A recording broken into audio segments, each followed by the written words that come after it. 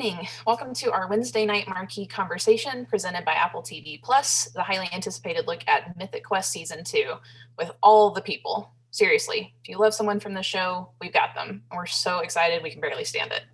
I'm Caitlin McFarland, co-founder of ATX TV Festival, and this is Jennifer Morgan, our director of programming. And as you probably already know, we're celebrating our 10th season. And I might not so secretly be hoping that Mythic Quest goes at least 10 seasons. At least. We are proud to partner with Apple TV Plus tonight and throughout the festival to showcase their premier programming that will hook just about every type of viewer. They've got comedy, drama, family-friendly, horror, docuseries, animated, everything you can think of. And we have a look at some of their episodes in our VOD library with new launches daily. So be sure to check those out throughout the festival as well. But for the next hour, it's all about Mythic Quest. We're all caught up, and I have to say, is it just me, or does Ian make more and more sense in season 2? I think I'm really starting to understand his genius. I mean, this is a workplace comedy, and we are work colleagues, so I want your honest opinion. Okay. Am I like Ian in that I expect you to understand the inner workings of my mind when I pitch you crazy ideas and rely on you to make them reality, which you do on a regular basis? No comment? Yeah, that's a yes. I'm okay. I'm okay with it. It's fine. You know, I think we should probably just keep rolling. Yeah, let's wrap up this workplace therapy session and just say the show is so great. If you don't know it already, you're about to find out. So with that, we're going to bring out another one of our favorites, the amazing Joanna Robinson from Vanity Fair, to introduce our panelists. Joanna. Hello. Hi guys. I'm so thrilled to be here. And I just have to say, when you sent out the request for, which panels we want to moderate, I was right in the midst of like a frenzied Mythic Quest binge. So I was like, Mythic Quest, absolutely, please. This is a show that I was a little late to because I am not a huge video game person myself, but I was told by a lot of people I trust that that would not matter, and it did not matter. This is a great show no matter what your level of comfort with video games. It's a love letter to video games, and also a really honest look at the frustrations of the artistic collaborative process, the day-to-day of working in office. So let's bring out the team, the whole team, which we have here. Let's start with our executive producers. We've got Rob McElhenney, Megan Gans, and David Hornsby. Hello. Hi. Hello. Hi. Oh. Hi. Hello. David likes to make an entrance. Yes, love it. We've also got the great. Wait, hold on 1 second. Hold on. Hey, how's it going?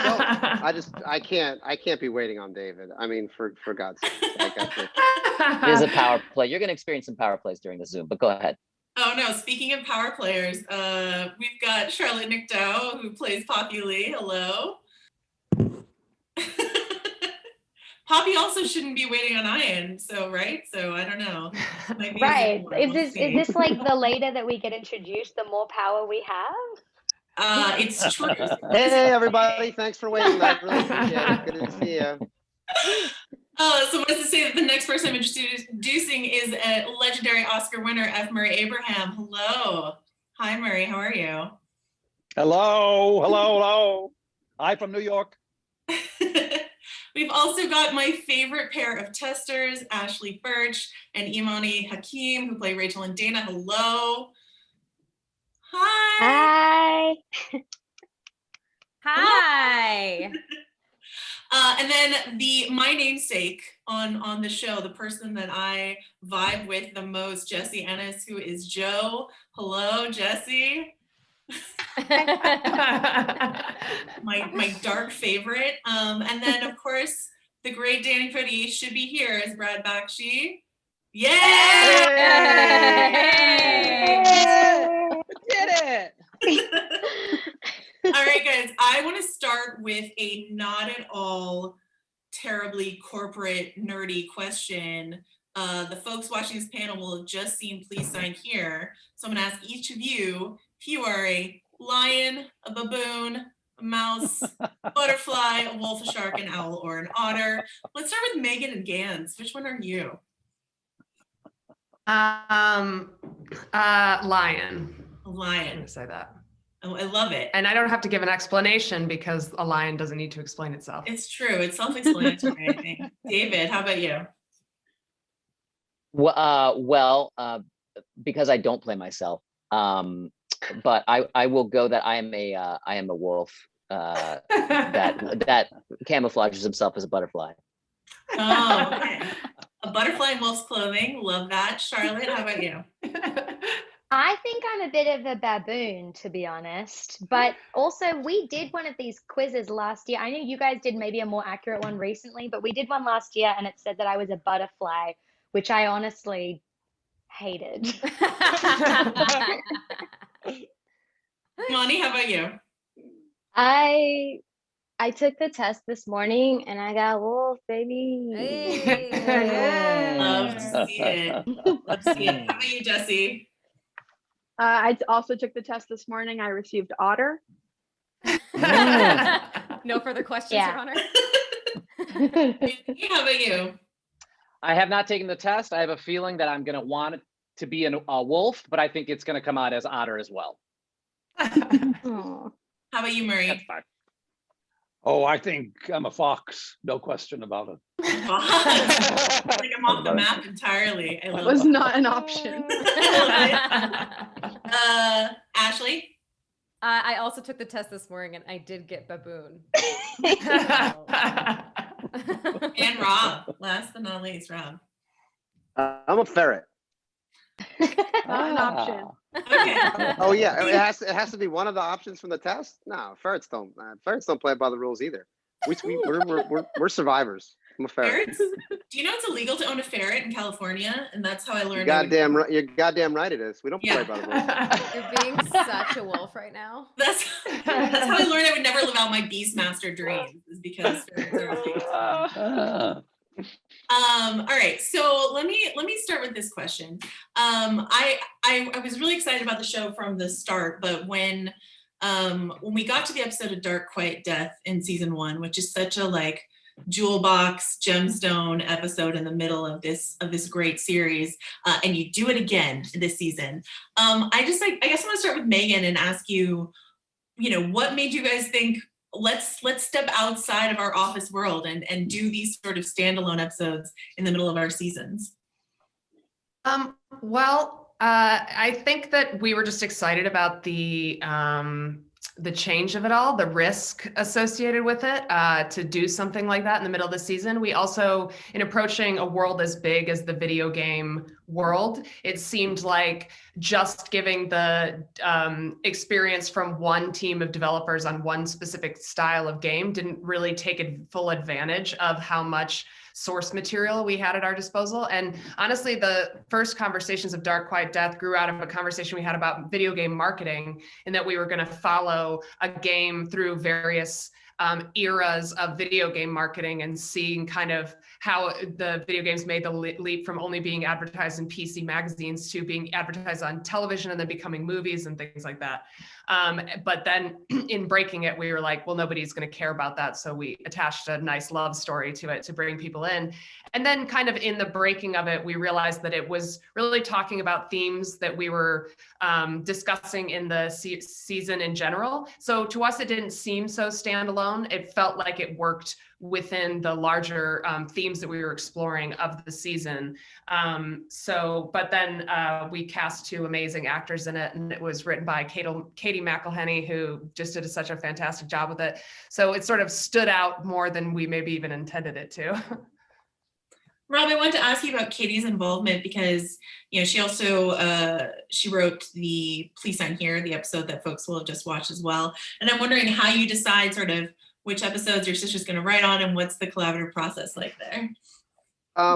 Well, yeah, I mean, that's what's great about writing from a writer's room is that, look, everybody is credited on episodes based on the person who takes the first draft. But the truth of the matter is that everybody who's a part of the room at any given time is adding to each script that's being written. And so there's such a collaborative nature to the entire endeavor.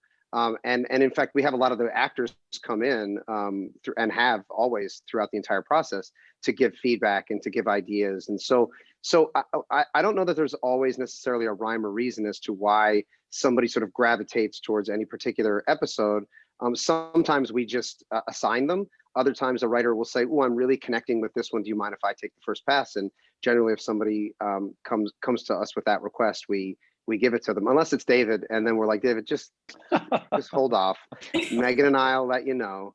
And then David comes in, and his drafts are always like amongst the best that we get. So the truth is that there's no real rhyme or reason to it. We just look to see who gravitates towards what. Yeah. David, I have a really important question for you. Did you actually shave your eyebrow? And if so, how quickly did it grow back? Well, the special gift of my eyebrows, you can't tell when it's there and when it's not. So that's the one little quiver. That's the one little arrow I have in my quiver. But I did shave my eyebrow. Initially, we were going to have Brad shave his eyebrow in an earlier break of the story. And by earlier, since we wrote it in a few days, I mean like a few hours before. And I think Rob called me up. He's like, what if? And I'm like, I know where this is going. But so I tried to, we had to do our own makeup because we didn't have anyone, we followed the COVID rules. We had no one come over to our house or anything like that, except just to drop off stuff. And so there I was realizing how hard it is to do makeup, not only just regular makeup, but to then try to cover desperately trying to cover my eyebrow and make it look natural. But those iPhones are 4K and you just got to commit. So I did, but it grew back surprisingly quickly and order was restored. I was really nervous for you. It is back. Yes. Thank you. We'll put something on the website. Yeah, we'll get it in there. Speaking of those sort of little, I don't know, I think of them as almost like movie episodes within the season. The duo that we have this season is Backstory and Peter, which are centered on Murray's character. Murray, you had to spend some of the season at home filming yourself because of COVID protocol. What was it like to come back and do this episode, Peter, that you did this season? It was a nightmare. It was fabulous. I missed them all. I wish I could tell you. I've said this before, but I gotta tell you, man. I mean, this company really likes each other. And I missed them desperately. So when I finally got back and I was so happy to see them, they treated me like dirt, but that's okay. That's all right. I love them anyway. It was wonderful, especially that one segment in particular. It's so well written. I hate to gush so much, I really do, but it's a pleasure to say these things. And I think it comes through the screen. Don't you think so? I do. Yeah. Absolutely. Speaking of love fests that like splash to the screen, let's talk about Ashley and Imani. You get this beautiful love story this season. You also get to come out of the testing room and sort of interact more with the rest of the cast. I guess starting with Ashley, what was it like to step your character into this space this season? It's great. I mean, the fun thing about a second season is that you get to explore the characters more, and then you also get to explore different dynamics within the cast. So it's very, as much as we love our little testing box, I think it felt nice to feel more a part of the ensemble and to get to have, I got to have scenes with Rob, and Imani got all those awesome scenes with Charlotte, and it just feels, I feel like it makes the cast and the season feel more cohesive, and there's like a lot of fun nuances to our relationship and to our characters we get to explore. How about you, Imani? Yeah, it was really fun to, like Ashley said, step out of the tester's box. And what's really nice about this season is we're really introducing new pairings. So I feel like this is just the beginning of the fun that we can have with all the new pairings. And honestly, I would love to see more of a Dana and David pairing in the future. I think that would be really fun. I feel like we touch on it a little bit more. There's so much we can play with. But yeah, we're really fleshing out these characters as individuals. And we're learning so much about Rachel and Dana outside of their romantic connection. And yeah, it's just really fun, and I think important to the ensemble of the cast. There's so much that we can, go with that storyline. Okay, speaking of new pairings in season 2, like I already said, Joe, my love for you, for Jesse is huge. Jesse and Danny, Brad and Joe, the two sharks circling each other. How much fun was that? What was that like for you? Let's start with Danny. Oh, it was super exciting. Last season we had a glimpse of what might come when there was a conversation that Joe and Brad had regarding predator prey videos and how much they both appreciated them. And we've taken that to the next level in season 2. And it's fun to have this sort of predator off the whole season, watching us walk and talk, disrupt everyone. It's a workplace comedy, but it's like we're on Succession.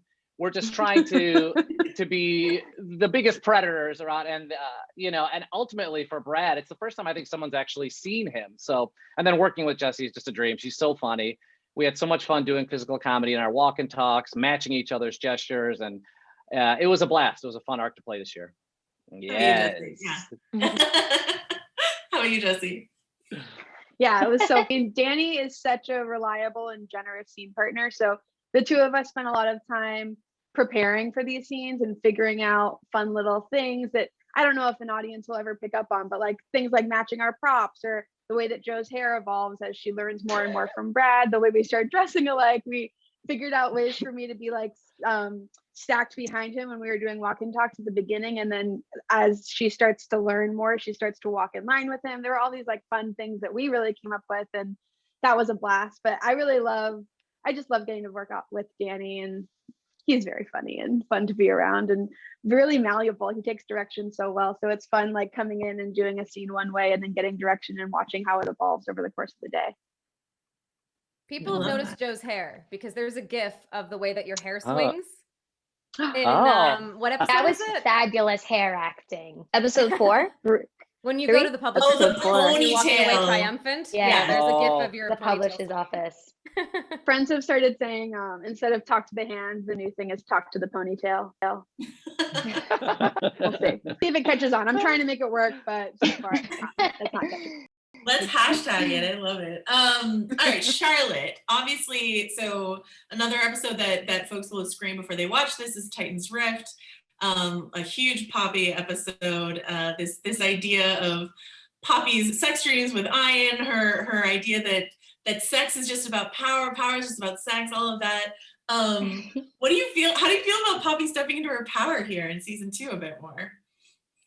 I think that it's like one of those things where it's the thing that she's wanted for her entire life, and then she finally gets it and she doesn't know what to do with it, which was the most fun version that these guys could have thrown at me. It's not like she gets promoted, she has creative control, and now she gets to live out her fantasy. It sort of very quickly turns into a nightmare for her. Mm-hmm. And she's also a terrible leader, which is what we begin with in that episode is, firstly, she thinks that she wants to lead alone, but the minute that Ian is gone, she has no idea what she's doing and she's full of insecurity. And then that insecurity mixed with her massive ego kind of turns her into a tyrant throughout the season.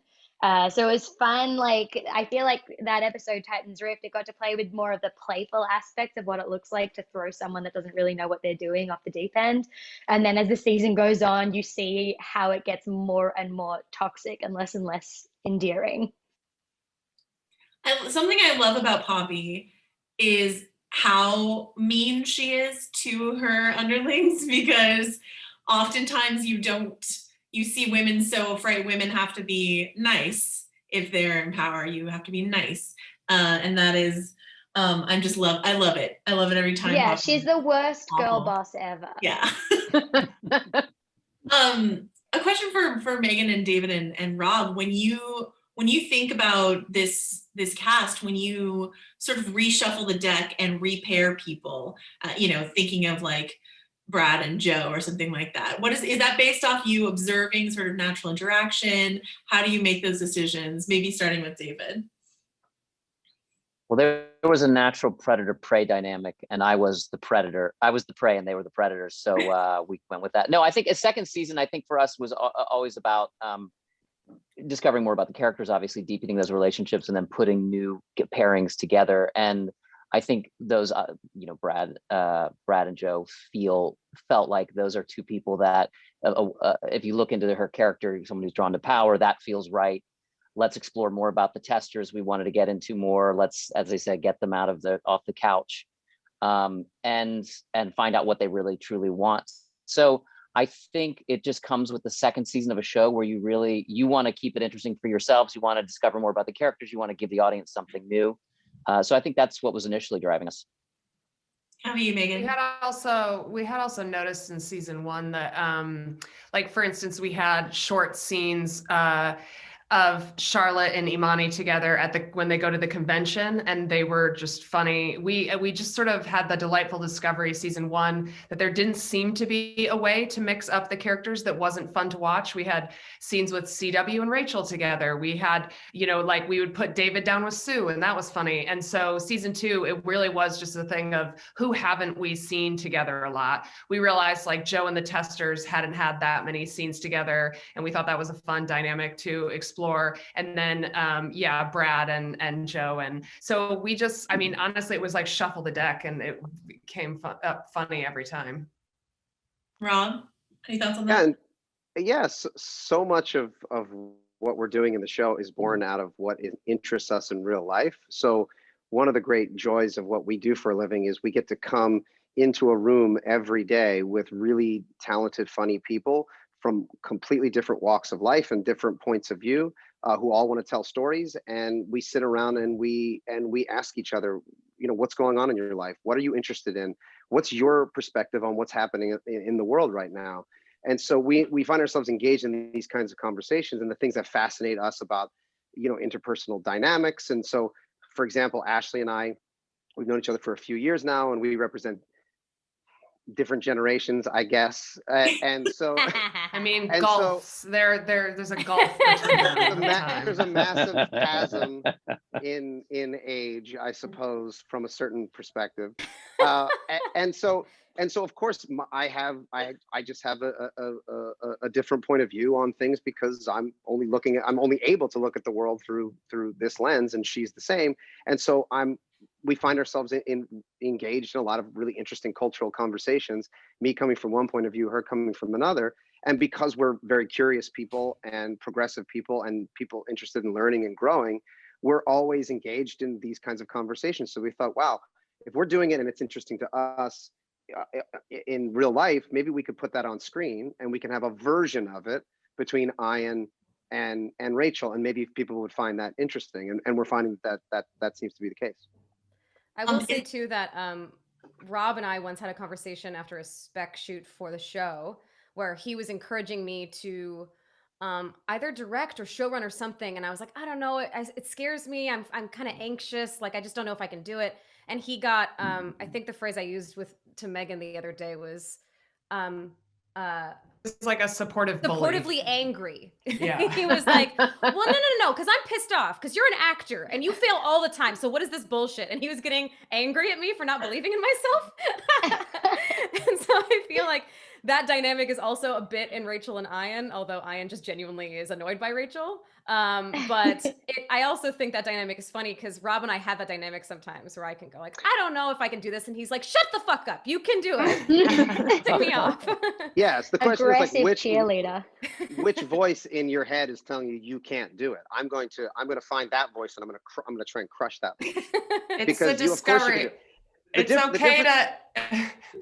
Well, the major difference between Ashley and Rachel is that Ashley wants to say something, but she also has something to say, and Rachel wants to say something, but what we're finding is that she doesn't have anything to say, or at least she doesn't know what it is quite yet.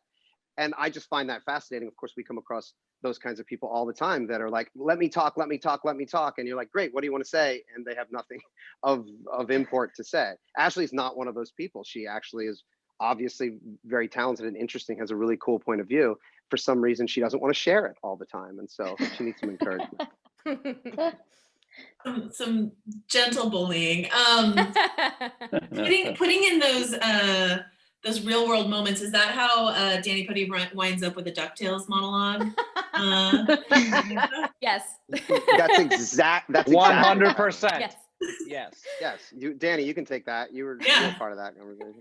To be honest, I don't remember the exact details. I just remember that Ashley and I were having a conversation about DuckTales and voice work. And I think Well, Ashley. you could- thought I could- was yeah, yeah. in DuckTales. That's right. Okay, Yes. But yes. I wasn't. So we were in the hair and makeup trailer. So you came up to me and you were like, DuckTales. Kind of. DuckTales, I was like, yeah. Because I knew that Danny was in DuckTales and I was like excited. And then as the conversation kept going, Yeah. it was very clear that we were not talking about the same thing. And then I just see Rob's head kind of because he loves awkward conversations. It was so clear that there were two very kind people who didn't want to admit that neither one of them knew what the fuck the other one was talking about. And they were Yes. trying to Yes. they were trying to navigate it based on DuckTales being the centerpiece of the conversation. And I was just sitting there watching this happen. Like, guys, I just keeping my mouth shut because I wanted to see it all unfold. And it went on for way too long. It was too long. before- Too Yeah, long. before we Rob realized turn that. his head and be like, "What are you guys talking?" For some No, reason, someone the thing told is, me a story that Ashley was in DuckTales, and I didn't know, or and so I came in assuming that we were going to work together or had, and then I don't know. It was a mess, but it was a wonderful social mess that turned into this very weird monologue from Brad and his love of money bins. So that was pretty fun. It all goes in. We don't have that. There's not too many ideas in the world. You got to just stick them all in. Have them when you see them. Imani, I wanted to ask you, as Dana starts exploring her ideas of being a programmer, how much did you have to learn as an actor about the art of programming something? Well, luckily, I didn't have to learn too much, really, in reality. But however, I took it upon myself to do the research anyway, because learning all of it is not required for the job. But I took it upon myself to, connect with Tracy Fullerton, who is a very talented programmer herself and a woman in gaming. And so she was very insightful and very knowledgeable about the craft and the world of gaming. So I got to pick her brain as we were transitioning Dana from being a game tester into this new field of programming or this new interest. And so it came in handy just for my own character background, but we haven't really had the opportunity to dive into that side of Dana yet, but I have it all logged. I have all the research logged into my notes. And Murray, I wanted to ask you, have you played any video games since you started on this show? Are you really into the games now? Listen, I gotta tell you, you gotta watch me play and watch them look at me play, because that's where the fun is. They point and they laugh at me. No, I'm stuck on the pinball thing. But as far as the writers group in this company, they gave me a present of a wonderful episode with William Hurt. So all I can do is say, give me another present, I don't know what to say about what I would like to see this character do, but I feel like with all of his long experience and his age and all the things he's done and lived through, you can plug him into anywhere at all. And I just can't wait to see what they come up with again. But I would like to fall in love. Oh, a love story for CW. Well, I think his whole life is a love story. I think he really is in love with this life and this world, and he's ready for anything. I adore him. I also adore him. I also am in love with his office, and I'm in love with the entire production design on this show. And I was just going to want to ask all of you if there was like one thing from the Mythic Quest set that you could steal and take home with you, what would it be? Maybe starting with David. Oof. Oh. David, you turned up. Yeah, I'm gonna.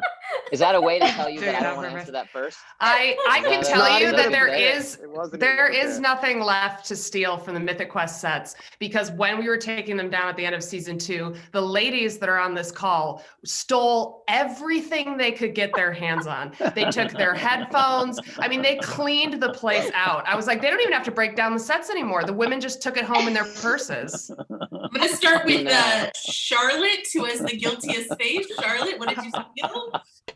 Jesse and I did go around and find. My no, fault. not. It was just me. No one did. Megan's lying. We asked for a I'll lot say of one thing. permission. We were like, this sounds fun. Can we break the rules, please? And then they were like, yeah, sure. Do it. Jesse, actually, I feel like you managed to find me the like a 3D printout of Poppy's avatar, like when she's in the game, what her avatar looks like. They had like a 3D printed statue of that, which is very, very cool. But I was running around the offices trying to find the shovel. And then I think we eventually asked someone from production, like, where's the shovel? And they were like, you can't take the shovel. That's a very important prop. Like, you can't have that. I was like, all right, fine. One day. I took pretty much all the set dressing off of everyone's table in the bullpen. So I have like a box of people's little doodles and notes and little string lights that they had on things. And there were a lot of cute little decorations, and they're all mine. Ashley, I saw you sneaking out of frame. What did you steal? I have my tester headphones actually just right over there. I use them to play video games. David, are you ready to answer this question, or is it? Oh, Danny, what do you have? Oh, cool. Oh yeah, I stole that thing. Yes. I did the same thing. I was stealing stuff too. Last day, I found some storyboard, pictures, and I was like, "Oh, this is amazing! I got to take that." So Danny's From just sneakier than Everlight. we are. yeah, the problem is Brad has no props because he's such a mystery. So there was nothing in his office I could take. You needed to get that hand strengthening thing. I did take that. I did. I have that in my car. Sometimes I'll just sit in traffic and use it. It's nice. This We is becoming really this is becoming a deposition more than All right, anything. let's move off the crimes. They had us You're take you're photos of admitting to everything. the crimes of theft They to were the like, boss. we need to take photos of what we're you're gonna- shaking we're so gonna you can cut- bring it back. It's charming though, right? It's a charming crime. Yeah, these are sweet, right? It's definitely It'll be charmingly accounted for in your paycheck starting. I just want to say I stole nothing because I walk on the set in my clothes. I say, let's roll. It's all me. I mean, most of the stuff you see is straight from my home. I take off my wedding ring, and we're good to go. David doesn't take anything from set, and he doesn't bring anything either. So it's just No, Megan, Hidden there's transaction. nothing left to steal because I done chewed up all the scenery. Oh, there you go. Okay. Shit. Right. behavior there. My God. David, come back. Egg me. Rob and Megan, I wanted to ask you the I and Poppy relationship, this sort of like combative, love-hate, can't do it without you, don't want to do it with you sort of relationship that is the engine of the show. How much is that reflected in your own working relationship? And how many times you've been asked that? Megan, let's start with you. Rob, go first so I can disagree with whatever you say. Yeah, Rob, let's start with you. I then. would never step in front of you, Megan. You go ahead. It's not. I mean, the funny thing is that like it's not that relationship at all. It's actually like the exact opposite. We have, any tension that we have is similar to the tension that Ashley described, in that Rob had to ask me three times to direct because I didn't feel comfortable saying that I would do it for the first time on this show, and he was very like supportive to a sort of angry extent, and making sure that I took that leap. And so yeah, we have a wonderful relationship. When I started on Sunny season 12, and when he came to me and said that he was starting this new show called Mythic Quest, I was like, I don't even need to know what it's about, because I just really love working with Rob and David so much. So he's not at all like Ian. I chatted her that and me. Yeah. Thanks, David. Thanks. You're welcome. That was the Rob? message. I would say that we have a few things in common. I mean, one thing I would say is that something that's really seminal to the show, and it's actually something we really explore this season and in this episode that's dropped, that Megan directed, that my sister wrote, that's out now, that really explores is this idea of belief. And I think that whether Ian wants to admit it or not, he believes in Poppy more than any person on planet Earth. And that's something that I don't hide from Megan, and how I feel about her and her abilities. I've just always wanted to work with somebody like her, and 5 or 6 years ago I was fortunate enough to begin. And I know when I find people like her, who I think are capable of anything and want it as bad as I do, and want to take advantage of the opportunity to tell their story, and have the ability to do it. I believe in them wholly. I support them wholly. I want to be a part of it. So I believe Ian feels the same way about Poppy, minus the support, and I certainly feel that way about Megan. Oh, Cry, Megan. Cry. thanks, partner. Yeah. Cry. Right. Aw. Cry. That was Jesse. Correct. Something that is I've seen a groundswell of support for shows that are just about people being nice to each other, because we feel like we've had a really tough year. We just need some niceness and something. Like, what I love about Mythic Quest is everyone is mean to each other, but really they're nice. They're secretly nice to each other underneath that mean, that there's like that layer of niceness in the mean. And I'm wondering if any of you guys have any thoughts about that, about maybe that's even more rewarding, watching people sort of like fight against their worst behavior to support and to connect with each other. Maybe let's start with the worst of you in Jesse and Joe. Yeah, let's get into it. Well, I'm realizing more and more that like Joe is trying to do a good job. There's that line in season 1 when David says, "What do you want to do?" And she's like, "The same thing I do every day, help people achieve their goals," which is a punchline because we've seen her like decimate people's goals leading up to that. And I think she genuinely wants to help people. She does want to do a good job. She wants to be recognized for her efforts, but her toolbox is just terribly poisoned. And so the way that she goes about trying to do good things is like threatening a 14-year-old or yelling at a guy at the very beginning of a meeting. And I really like playing that. I think it's funny, and it's obviously counterintuitive to being nice. I don't think she cares about being nice at all, but she's trying to do a good job. She's trying to help people. She just doesn't really know how to do that. I wanted to ask Danny, because we've got this great episode Breaking Brad, and then we've got maybe I won't spoil it, but like a little bit more of a cracking open of Brad as season 2 winds up. What was that like to find the humanity in this like really fun sociopathic character? Yes, I think it's something I've been just wondering about. We know that Brad is all about the numbers mostly, so I was always curious about like, where do these walls come up? Who hurt Brad? Essentially, we discover a little bit more that he had this really traumatic experience in his childhood, and we get to meet his brother in this episode, and it's this interesting side of him that is I think just kind of rare to see in a comedy show, that takes these swings tonally from me talking to David about pissing on his dress or tunic, to then having this really heartfelt moment with my brother about 4-H, and to see the softer side of Brad was really exciting, because I think it makes some of the sort of like verbal darts that he throws at people, you learn a little bit more about where they're coming from, and it makes it a little richer. And I'm excited too, because in that episode, there's really only one person who saw that, which is Jesse's character, Joe.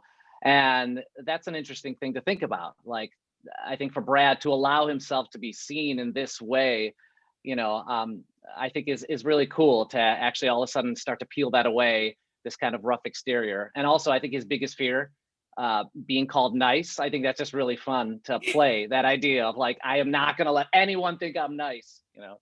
So it's been really fun to learn a little bit more about that this year. It's also one of the special, like one of how the Joe things- and Brad both talk to themselves. Like we both have those moments this season where we're calling ourselves names and stuff. It's funny to realize that Yeah. they're like they're the meanest to themselves. Mm-hmm. But one of the things you can't forget about what keeps it floating is everyone's in this company's sense of fun, this sense of great comic sense of humor, no matter how it allows them to be really nasty, because they're actually, they're very funny people. I think that's a great gift. And I think that is a credit to the trust that the writers of this piece have in the performers, because they know they can make it just as harsh as they want to, because this company will make it float. You find out something about Sorry. You find out something about CW in this, by the way, this season, which is really not very nice, you know.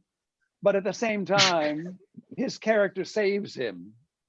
You still love him in spite of the terrible thing he did. It's humanizing of CW. Yeah. I wouldn't say I liked him more when I found that out about him, is what I'll say, as a tease for people. Imani, I wanted to ask you, your character has this great moment in Please Sign Here where you're not one of the nastier characters, you're one of the nicer characters, but you're like, excuse me, I have a spine and I don't want to be, you know, trodden on. What was that moment? What was playing that moment like for you?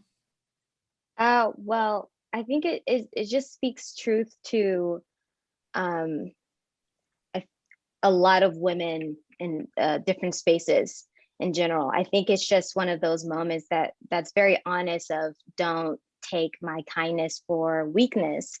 And I feel like that's very relatable when you are surrounded by a room full of people who are very forward with their thoughts, very forward with their intention, and Dana doesn't operate on that level. So I mean, it's relatable, and I'm happy and I'm proud of Dana. I feel like as an audience member, I'm like, hell yeah, girl, like ask for what you want, go for it, and you know, believe in yourself. And so I love that moment, and I'm happy that we got to see that side of Dana. I wrote that. Did you also write David's leather jacket and boots into this episode, David? Yeah. I don't know what the history of that one was. I think I think it sort of just found me on a rack, and I said that one. No, I think I remember Megan and I talking about it, and we were like trying on jackets. We're like, oh, this one, you know, it's like, and the boots, you know, can the heel be bigger? You know, can we get a custom heel? We got him a wallet chain. We had so much fun. No, I became very good. I feel like I became very good friends with the prop guy, Rocky. He's like, I'm like, you're gonna earn your keep in this episode. I've got a list of things I need here, Rocky. I literally had to have a talk with the props guy and say, stop giving David props. We can't get through scenes. You've given him scissors, a lighter, a wallet chain. Like, it's enough. We gotta move on. I have a memory of someone looking at Ashley's hair in the Everlight episode and saying, that's what David's hair should look like, and Please Sign Here. And it looks like that. Same hair. Which I think that means that David secretly thinks that Rachel's cool. Yeah. He's so. I wish I could pull that off. Charlotte, do you have a favorite Poppy? I mean, like Poppy's great moment is the speech. I mean, she's got so many great moments, but the speech. I know, David. I was hoping you were going to come back with the hair. I thought you were with the hair and the jacket, and maybe just like posing on a windowsill. Oh, you're muted. You're muted. All right. Okay, cool. It's on purpose. The speech, the Poppy speech that she gives with the teleprompter and everything else. Tell us about that moment for Poppy. I mean, that was so much fun. I feel like it's one of those scenes that you get I remember reading that episode while we were like well before we started shooting, while we were like very much in lockdown pandemic mode and laughing out loud, which is very rare. I mean, it happens a lot with this show, to be honest, but that scene I was like ugly laughing at just the words on the page, which is very exciting to be given as an actor and then immediately very, very daunting because it's like, oh no, what if I can't make it as funny as it is written down? But one of the things that I love about the way that we shoot is that there's a sort of spontaneity and flexibility in throughout the entire production. So when we come in and shoot a scene, it's pretty rare that we shoot it exactly as it is on the page without any variables, you know, over and over and over, and then that's it. So that day was like such a great example of that. We, you know, Megan and David and Rob were all on set, and they all had these amazingly funny pitches to change things up as we were shooting it. And so there was this sense of movement while we were shooting it that for me really took the pressure off. Like rather than trying to read this amazingly written speech and nail it, there was like a sense of spontaneity that made it really fun to do. And I think I got to the end of that day and I was like, I have no idea how that's going to come out, but I had a lot of fun. So here's hoping that shows on screen. The best part of it was we had an actual teleprompter there, and we could have helped Charlotte out by putting that giant monologue on the working teleprompter we had, and we chose not to. No, why? It helped my performance. I remember that day. It'd be like Rob would be like, Charlotte, can you do this? And you do it great. And then I come up, I'm like, hey, don't listen to what he said. Do this. And then Megan would come up after and she's like, yeah, don't listen to what he said. They don't know what they're. I'm gonna be in charge of this show by next year anyway. So just do what I say. I remember the point that Rob was just yelling at me, just yell anything. Just say anything. I was like, okay. Sounds like a classic piece of Rob direction. Just say anything. Did it work or did it not work? It worked. You used it. Did he gently bully you into a great performance or not, Charlotte? You know? Yes. It was a beautiful piece of gentle bullying.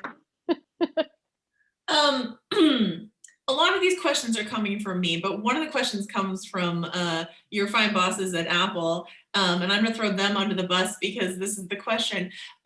Megan, do you have a favorite character to write for? Please tell us in front of all of these actors.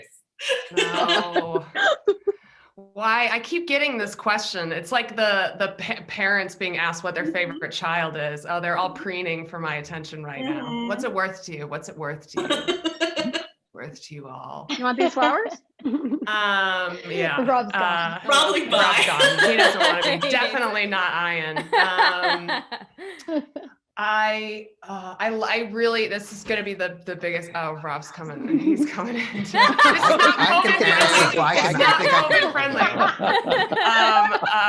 We've been tested. We're both good. Wait, where's David? Is David also? Oh, there he yeah, is. David's here too, but he's been barred from coming into rooms that I've closed the door in. There was an incident. It's not important to get into. Ignore what's about to happen. That's actually a background I just downloaded. It's ignore that. Oh, they're all they're all coming. Oh God, Charlotte's gonna be here. Hey, Megan, pass me a chip, would you?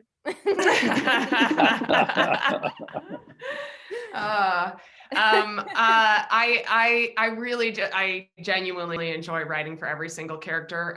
It's amazing. Like not only that we've developed all these different characters that have such good, unique dynamics that you always know, kind of like you get the setup and then you kind of know what the characters are going to feel about that and do. And that's already really exciting. And then we just have this cast that's so good about any joke you give them, just plussing it. They're so involved. They're like so giving and free with like us shouting out things to them from behind the camera. I'll say that my favorite thing in general is just walking up to any of these people on set and whispering a joke in their ear that as an alt that I want them to do in the scene. That's my favorite part of writing on this show, is getting to like whisper my little jokes in their ear and then getting to see them perform them because they always nail it. So that's my answer. You should run for office because you just talked for like 20 minutes and didn't say shit. Women don't get votes. Megan, Women who don't get votes. specifically? Nobody's voting. Yeah. David, is your answer David, or who's your favorite character to write for? Oh, that's a good question. I only write David, and the rest I'm like, and then you guys fill in the rest. Yada yada yada. Yeah. No, no, I don't have a favorite character to write for necessarily. But yeah, I don't know. I would say, to Megan's point, she typically, if there's a great line in the script, it's probably hers. So just the burns on David, those are my favorite. Is like Poppy, like in the first season when Poppy's like, you know who didn't have trouble finding a man? Your ex-wife. Like those sorts of jokes. Or that I was one remember that you came up with on the day too, that you came and whispered to me. I remember you pitched on set too for second season was what was it? No, David, she left. She quit you. She cut you out. She cut you out. She cut you out. So yeah, I think it's fun to. It's just a giant roast on me for her, which is I think probably gives her great pleasure. David and Sue's scenes are also some of my favorites. I not to necessarily write, but to watch. I could watch David and Sue talk for hours. Yes. Enough. Rob, will you be brave and be the only one to give a real answer here? Yeah, I'll give an answer. I do have a favorite character to write for, and her name. I'm not coming anywhere near you. Sweet D Reynolds. He is my favorite character to write for. I love you, sweetie. You're not watching this, but if you catch wind of it, just know that I love you and I love writing for you. A++. Excellent work. That's really done. All right, so something I did is, I chewed through all the episodes that I could get my hands on, which is all of them. And then I immediately started again, and I brought in someone to watch with me. And she started doing exactly what I did when I first started watching Mythic Quest. And something I think people do a lot when they watch any Office-based show, which is just sort of say, oh, that's me. That's the me in the office. That's who I am. Her pick was Brad, which is a little disturbing, but we'll just leave that there. So I'm curious if you guys were watching this show, who would you point at and be like, that's me. That's the me. I'm Rachel. I'm Rachel. You're Rachel? Rachel says stuff. I was also gonna say. I just want to say, there are all these lines that Ashley says as Rachel, and then the response from the people in the scenes with her are like, oh, isn't she so annoying? And I'm like, oh, okay, shouldn't be saying that out there. Okay, another thing I'm not supposed to say. Or like when she goes out in Everlight and she's like, there's a lot of food waste in the trash. I was like, that's the woman who raised me. That is an impression of my mom. Rachel is me and my mom. How about you, Ashley? Rachel, or who are you? I mean, I'm probably closest to Rachel or Dana, but this is a hard question because most of our characters are total lunatics. So admitting like, I'm like Poppy, it's like, oh, I'm a narcissist and I'm you know what I mean? But I'm probably closest to Rachel or Dana, I would think. Maybe Dana, because she loves video games so much. Murray, are you a CW type, or are you more like anyone else in the office? I think it's pretty clear that I'm very much CW. I do. But I'll tell you, if I had to identify with a woman, I would probably identify with Ashley. Yeah, her character. I adore her.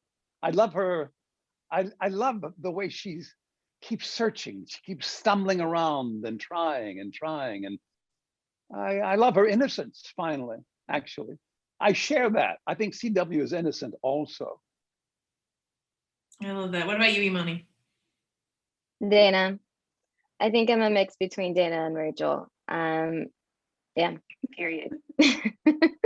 Charlotte, are you the Poppy?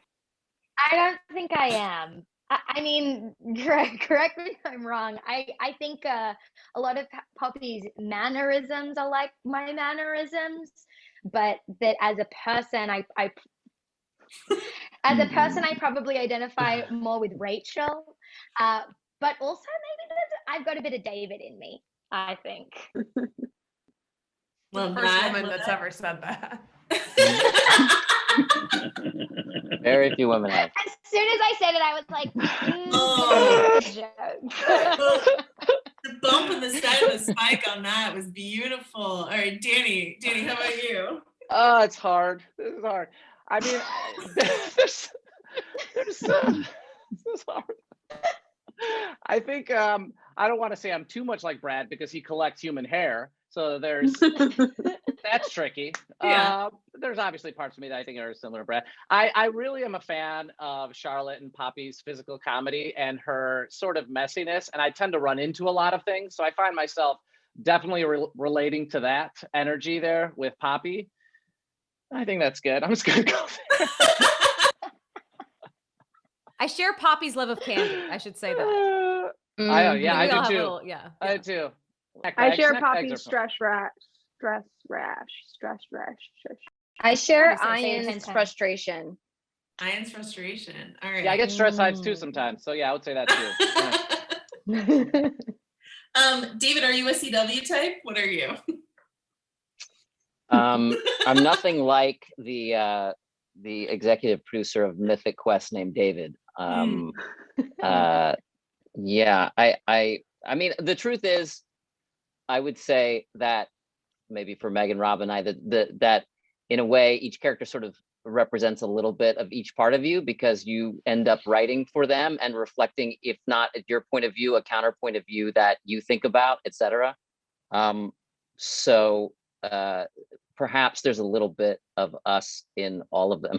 There's a little bit of David Hornsby in all you guys. Oh. No, that's We need to have another. It's okay when You Megan guys says didn't it. have to make it Yeah, it weird. didn't. No, it doesn't. It wasn't weird. It was just. You could have just let it slide. There's a I am callback, the- guys. This is a literary device. I am the Carol. I identify with Carol because I'm reporting all of these people. I was about to say, Got this it. conversation yeah. happening after the HR episode is like pretty choice. So are you saying that Rachel and Dana are the sides of you that everyone is willing to admit to? We're willing Yeah, to that's admit probably more. we're Rachel and a Dana, and we don't really want to cop to the Brad and Joe and Poppy. Rob, how about you? I think I'm closest to Rachel, if I'm being honest. Like, I think so. Look at Megan just shaking her head so vigorously. She's not. Yeah, She's cursing right now. You are That's why she's closer muted. you are closer to Pootie Shoe than you are to Rachel. I was gonna say Pootie because we share a similar sense of humor. I recognize that, but I also find myself. My guess is I'm as annoying to Megan as Rachel is to Ian. So that therefore, I believe I might be a Rachel. We're talking about friends, right? Yeah. Yeah, I'm yeah. Monica here. Megan, what about you? I mean, yeah, you know what, the serious answer to that, because like the jokey answer is I really do identify with Carol because I'm exhausted of dealing with all these people. But my honest answer is I identify with Poppy, but in one very specific episode, which is the quarantine episode. Like her storyline in that I identify with entirely, other than having my family thousands of miles away. But the rest of it, I felt seen by her character, which is what the kids say. I felt seen and heard. So You say that. I wanted to ask you guys about that because it is so hard, as you know, to do quarantine anything, TV, film, whatever. And I do think that Charlotte, your performance and Poppy's story and you know, and Rob and Ian, like that having that emotional, really potent emotional element to that episode helped all the other great stuff about it, like the Rube Goldberg device, et cetera, land. So Charlotte, I was wondering if you could talk about sort of going through it with Poppy in that episode. I think you said it. I went through it with Poppy. I feel like we shot that maybe a month into this thing, and everybody was still feeling. I mean, we all in some ways still are now, but like the confusion and the fear was very fresh, and the feeling of really not knowing what was going to happen next was really scary. And to have this episode to to ground myself, and I think a lot of us felt that way, in the thing that we love in a way that felt meaningful in that moment was, yeah, I don't have words for it. It was really, really important to me. And I think when it came to shooting that particular scene where Poppy breaks down, you know, a lot of it was really difficult, because saying that line, you know, my family are thousands of miles away, that was true. That was just the situation that I was in, that I was living. But at the same time, I think there was a catharsis to getting to experience like the depths of the emotions that I think all of us were feeling through this character. And I was really grateful to Megan and Rob and David for giving me that opportunity. My last question for all of you, and thank you so much for all of your time. This season, I'm not going to spoil it too much because folks haven't seen it, but this season ends in a way where it could be a series finale if it had to be. And I'm wondering, you know, what you can tell us, maybe for Megan, Rob, and David, like what you can tell us about the future of Mythic Quest, and should we get like petitions going, and how are we feeling? You know.